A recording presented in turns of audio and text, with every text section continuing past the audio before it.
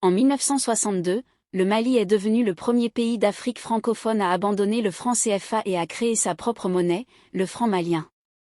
Malheureusement, en raison de divisions internes et de la volonté farouche de la France de ne laisser aucune de ses anciennes colonies jouir d'une indépendance totale, le franc malien a été abandonné et le Mali a intégré la zone CFA en 1984.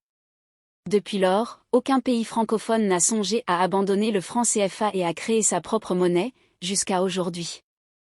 Après avoir annoncé leur retrait du bloc ECOWAS, les juntes militaires du Niger et du Burkina Faso ont révélé que la création d'une monnaie régionale unique était à l'ordre du jour. Selon le président Traoré, il ne s'agit pas seulement de la monnaie. Tout ce qui nous maintient dans l'esclavage brisera ces liens.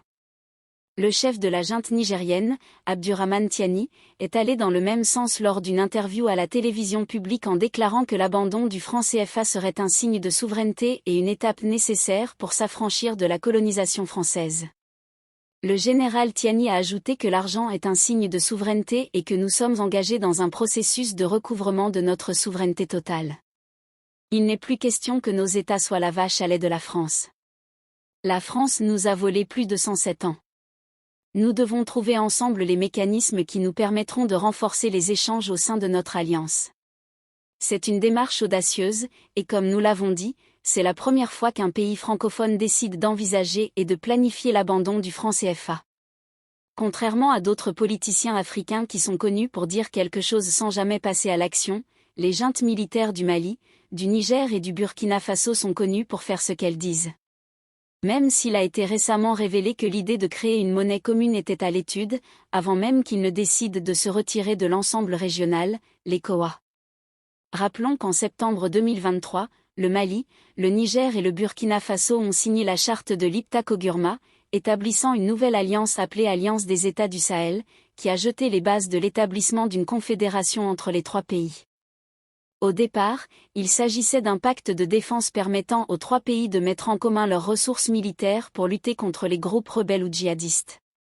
Plus tard, le président Traoré a révélé que l'alliance évoluerait d'une union de défense à une véritable union économique, monétaire et politique pour contrer le bloc ECOWAS.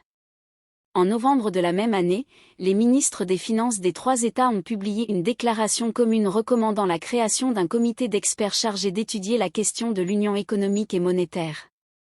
Il s'agissait d'une initiative historique visant à rétablir leur souveraineté monétaire par la création d'une monnaie commune appelée Sahel. Comme vous pouvez le constater, il s'agit d'une initiative historique visant à rétablir leur souveraineté monétaire en créant une monnaie commune appelée Sahel. L'idée de créer une monnaie commune n'est pas fausse. Le Mali, le Niger et le Burkina Faso sont tout à fait sérieux. Depuis que le Mali, le Niger et le Burkina Faso ont révélé leur nouvelle au monde entier, les implications de cette décision ont fait l'objet de vifs débats. Certains experts ont prévenu que l'abandon du franc CFA était une erreur, et que cette décision serait risquée et très compliquée, car le franc CFA est apparemment une monnaie liée à l'euro, assure une stabilité macroéconomique à tous les pays francophones qui l'utilisent. Mais est-ce vraiment vrai ? Le franc CFA a été officiellement créé le 26 décembre 1945 par un décret du général de Gaulle. Il s'agit d'une monnaie coloniale née de la nécessité pour la France de favoriser l'intégration économique des colonies qu'elle administrait et de contrôler ainsi leurs ressources, leurs structures économiques et leur système politique.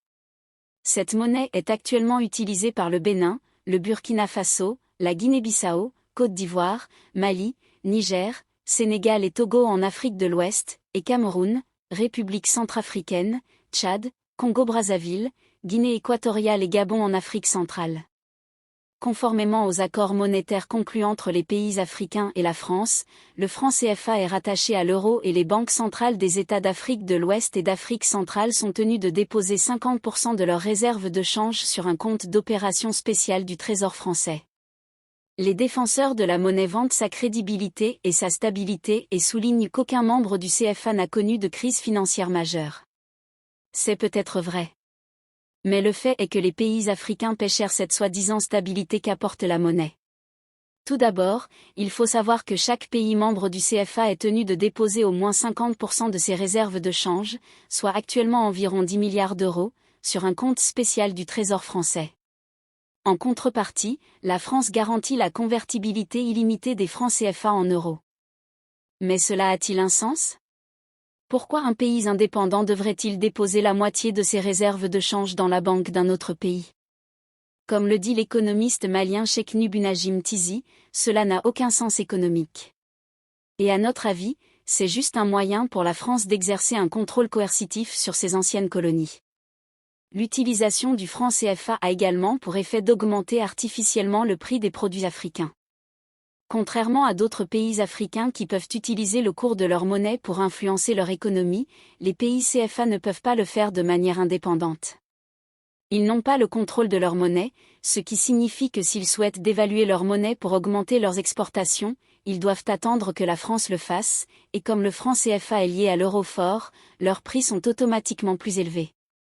Cela réduit non seulement la compétitivité de leurs économies, elle favorise également les importations en provenance de pays dont la monnaie est faible, comme la Chine. L'importation de produits finis limite à son tour l'industrialisation des membres de la zone CFA et les rend plus dépendants qu'ils ne le sont déjà de l'exportation de matières premières. Alors, qui profite vraiment du franc CFA? Les défenseurs du franc CFA affirment que l'utilisation de cette monnaie en Afrique francophone a permis de réduire le taux d'inflation dans cette région par rapport à d'autres régions d'Afrique. C'est peut-être vrai, mais le résultat de cette soi-disant faible inflation est une économie faible et la création de moins d'emplois. La raison en est que la stabilité de la monnaie attire les investisseurs étrangers mais étouffe la production locale. Donc, en termes simples, le franc CFA n'est une bonne monnaie que pour ceux qui en bénéficient, à savoir les grandes entreprises françaises et étrangères, les dirigeants des banques centrales zonées, les élites désireuses de rapatrier des richesses acquises légalement ou non, et les chefs d'État ne voulant pas contrarier la France.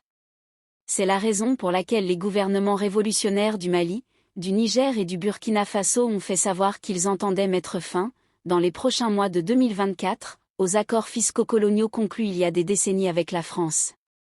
Cependant, la création d'une monnaie commune ne se résume pas à l'impression de nouveaux billets de banque. Le Mali, le Niger et le Burkina Faso devront s'atteler à la création d'une nouvelle banque centrale qui devra gérer une transition délicate pour s'affranchir du CFA, formuler une politique monétaire et décider du sort de plus de 4,6 milliards de dollars d'encours d'obligations régionales libellées en CFA. L'encours des obligations du Burkina Faso s'élève à plus de 1200 milliards de francs CFA. Le Mali dispose d'un peu plus de 1000 milliards de francs CFA, contre 498 milliards de francs CFA pour le Niger. Selon un expert, le retrait de la zone CFA pourrait entraîner des troubles et des incertitudes, ce qui priverait les trois États de tout financement futur sur les marchés de capitaux régionaux et internationaux. L'incertitude pourrait également provoquer une fuite des capitaux et une dépréciation immédiate de la nouvelle monnaie. Les importations pourraient devenir prohibitives, ce qui alimenterait une inflation galopante.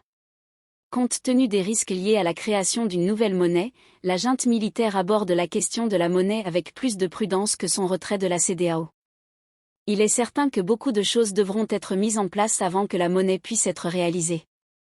Cependant, le fait que cette question soit sur la table et fasse partie de l'ordre du jour est époustouflant. Depuis que les juntes militaires du Mali, du Burkina Faso et du Niger sont arrivées au pouvoir, elles ont complètement changé leur fusil d'épaule, elles ont chassé la France de leur pays et dénoncé les pressions occidentales à se retirer du bloc de la CEDEAO. Ces pays ont toujours montré qu'ils attachaient une importance primordiale à leur souveraineté. Et maintenant qu'ils envisagent de créer une monnaie commune, s'ils y parviennent, ils entreront dans l'histoire comme les dirigeants africains qui ont défié les pressions occidentales pour donner la liberté monétaire à leur pays. Qu'en pensez-vous ? Faites-le nous savoir dans les commentaires ci-dessous. N'oubliez pas d'aimer, de vous abonner et de partager cette vidéo.